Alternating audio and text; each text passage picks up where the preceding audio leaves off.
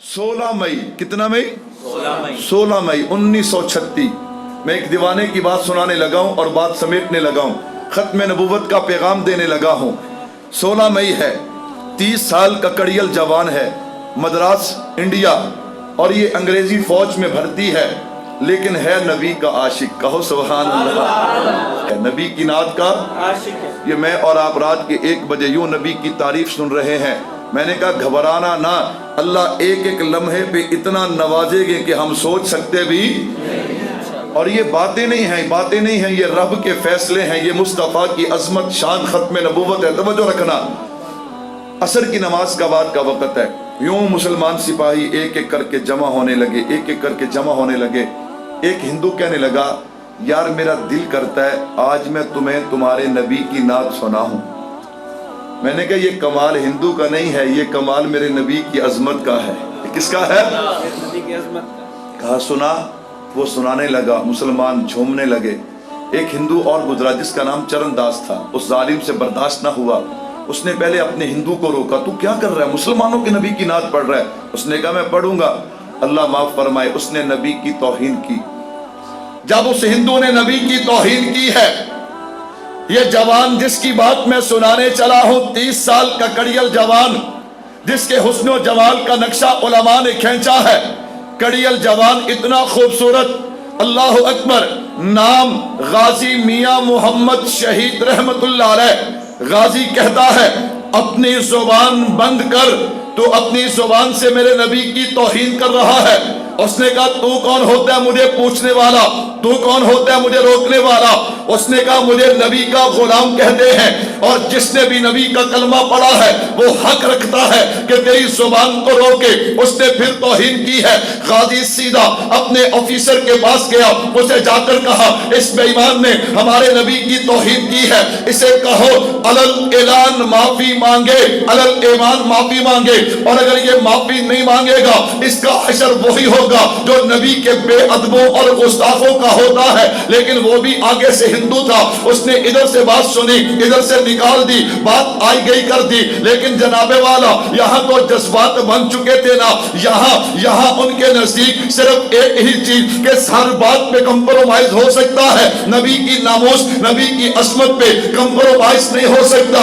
उनका ये नजरिया था कि मोहम्मद से वफातों ने तो हम तेरे हैं, ये जहां चीज क्या लोहो कलम तेरे हैं, उसका नजरिया था मोहम्मद की मोहब्बत दीन हक की शर्त अव्वल है, अगर इसमें हो कुछ खामी तो सब कुछ नामुकम्मल है। उनका ये नजरिया था कि यूं भी इबादत होती है, हम यूं भी इबादत करते हैं, नामूस रसूल अकरम की चाहते के हिफाजत करते हैं, और जीने का हमें कुछ शौक नहीं, मरने की हमें कुछ फिक्र नहीं, वो मर के भी जिंदा रहते हैं जो हक की हमायत करते हैं। उनका नजरिया था नमाज अच्छी, रोजा अच्छा, हज अच्छा, ज़कात अच्छी, बावजूद इसके में मुसलमान हो नहीं सकता जब तक न कट मरो। ख्वाजा यसरफ की हुर्मत पे खुदा शाहिद है, कामिल मेरा ईमान हो नहीं सकता। उसने कहा अच्छा, ईशा की नमाज पढ़ी है, ईशा की नमाज पढ़ी, ईशा की नमाज पढ़ के 2 रकात हाजत पढ़ी। अल्लाह मैंने जो इरादा कर लिया है ना, इरादा करना मेरा काम था, अब तौफीक देना। गन उठाई है, लोड की है, चरणदास के पास पहुंचे, ललकारा, छुप के जाके वार नहीं किया, पहले ललकारा, जालिम तू कहता था ना कि कौन है मुझे पूछने वाला, ले नबी का गुलाम आ गया है तुझे पूछने वाला। उसने गन सीधी की, वो भी फायर करना चाहता था, इससे पहले वो फायर करता। हजरत ने फायर करके वहीं पे जहन्नम रसीद कर दिया। फिर करीब आए, अपने जज्बात को ठंडा किया, उसके गंदे मुंह पे मार मार के गन इस मुंह से मेरे नबी की तौहीन करता था और कहता था मुझे पूछने वाला कोई नहीं, मुझे पूछने वाला कोई नहीं। वहां से दौड़े नहीं, वहां से भागे नहीं, वो अलार्म जो खतरे की घंटी खुद बजाई। अब जनाब सारे सिपाही जमा हो गए, ऑफिसर जमा हो गए। कहा सुनो, इस जालिम ने मेरे नबी की तौहीन की, मैंने समझाया یہ باز نہیں آیا. میں آفیسر کے پاس گیا, وہ بھی باز نہیں آیا, اس نے بھی اس کو نہیں سمجھایا. بالآخر میرے ایمان اور میری محبت نے مجھے مجبور کر دیا, اور یہ فیصلہ ہے میں یہاں سے بھاگوں گا نہیں, لیکن کوئی سپاہی جو مجھے ہتھ کڑی لگانے کے لیے آگے آئے, اس کے لیے شرط یہ ہے وہ ہندو بھی نہ ہو, سکھ بھی نہ ہو, عیسائی بھی نہ ہو, بلکہ کوئی مسلمان ہو جو آ کر مجھے ہتھ کڑی لگائے. ایک مسلمان آفیسر کو لایا گیا, اس نے آ کے ہتھ کڑی لگائی ہے. میں تفصیلات کو سمیٹتے ہوئے جب مقدمہ لگانا, 18 آدمی, کتنے آدمی؟ کسی کیس پہ 18 بندے گواہی دینے والے عام, اور 3 بندے ڈاکٹر. کتنے؟ 18 سپاہی جو اس وقت موجود تھے, 3 ڈاکٹر. جج کو کہنے لگے, جج صاحب یہ بندہ اس وقت جذبات میں تھا, ہوش میں نہیں تھا, اس نے اس لیے فیر مارا. غازی کہنے لگا, جج صاحب جھوٹ بولتے ہیں, میں پورے ہوش و حواس میں تھا. سبحان اللہ. نہیں سمجھے, اگر سمجھتے تو میرے کہے بغیر سبحان اللہ کہتے ہیں. اس نے کہا یہ کیا کہتے ہیں جذبات میں؟ جذبات میں کون سے جذبات؟ نبی کی عظمت پہ بھی ایسی کوئی بات ہوتی ہے؟ اس نے کہا میں پورے ہوش و حواس میں تھا. اللہ اکبر. وکیل آیا, وکیل کہتا ہے غازی صرف اتنا کہہ دینا کہ اس نے بھی گن اٹھائی تھی, میں نے بھی گن اٹھائی تھی, میں نے دفاع میں مارا ہے. جب عدالت سجی نا, اس نے کہا میں نے دفاع میں نہیں مارا, اس نے میرے نبی کی توہین کی تھی, میں نے جان بوجھ کے مارا ہے. عجیب باتیں ہیں. بالآخر جب فیصلہ ہو گیا, صرف 1 سال 12 اپریل 1937 کو آپ کو سزائے موت ہوگی. تاریخ طے ہو گئی. کچھ عرصہ پہلے بس جو میں جملہ سنانا چاہتا ہوں, جس کے لیے میں نے پورا گھنٹہ محنت کی ہے, میرے اس جملے کو سمجھنا. جج کہنے لگا تیری آخری تمنا اور آخری خواہش کیا ہے؟ میں قربان جاؤں, غازی نے جو جملے کہے نا, خدا کی قسم بڑے پیارے جملے ہیں. غازی کہتا ہے آخری تمنا یہ ہو, حوض کوثر ہو, جام کوثر ہو, پینے والا غلام ہو, پلانے والے آقا ہو. پینے والا غلام ہو, پلانے والے آقا ہو. تھوڑی دیر کے لیے میں اور آپ بھی سوچے کہ شیزان پینے کے بعد حوض کوثر پہ جا کے جام کوثر کیسے مانگیں گے.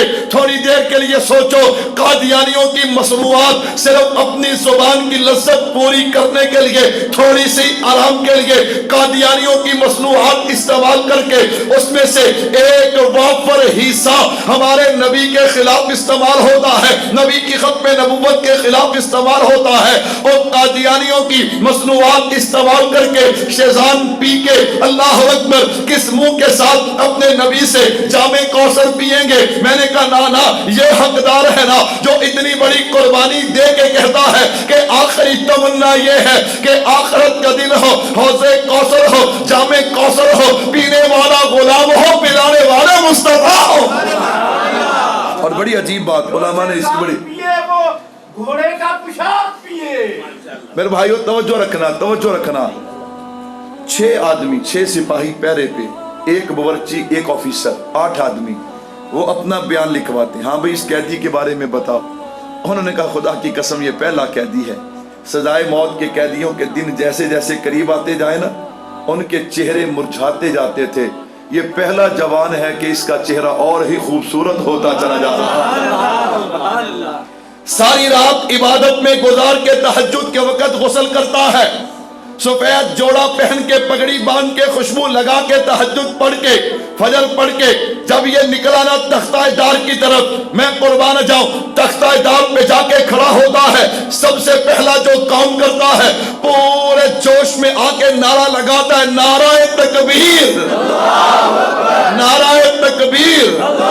نعرہ لگانے کے بعد اس نے جو دوسرا کام کیا نا, ایمان والوں توجہ رکھنا, مدینے کی طرف رخ کر لیتا ہے. اللہ اکبر. مولا سے پوچھئے, ابھی تازہ مدینے سے ہو کے آئے ہیں, جب بندے کا مدینے کی طرف رخ ہوتا ہے نا, خدا کی قسم ہوائیں بھی معطر ہوتی ہیں, فضائیں بھی معطر ہوتی ہیں. قدم قدم پہ بندے کو ایسی راحت اور سکون نصیب ہوتا ہے بندہ بیان نہیں کر سکتا. اس نے مدینے کی طرف رخ کیا ہے. اللہ آسمان भी कहता होगा, जमीन भी कहती होगी अल्लाह ये कैसे लोग हैं, और आम कहता होगा वरफ़अना लका ज़िक्रक। अगर उस नबी की अस्मत बड़ी है, उसका जिक्र बड़ा है, तो उसके जिक्र और अस्मत पे जो पहरा देने वाले हैं वो लोग भी बड़े हैं। ये गाजी मदीने की तरफ रुख करके कहता है आका गुलाम आ रहा है।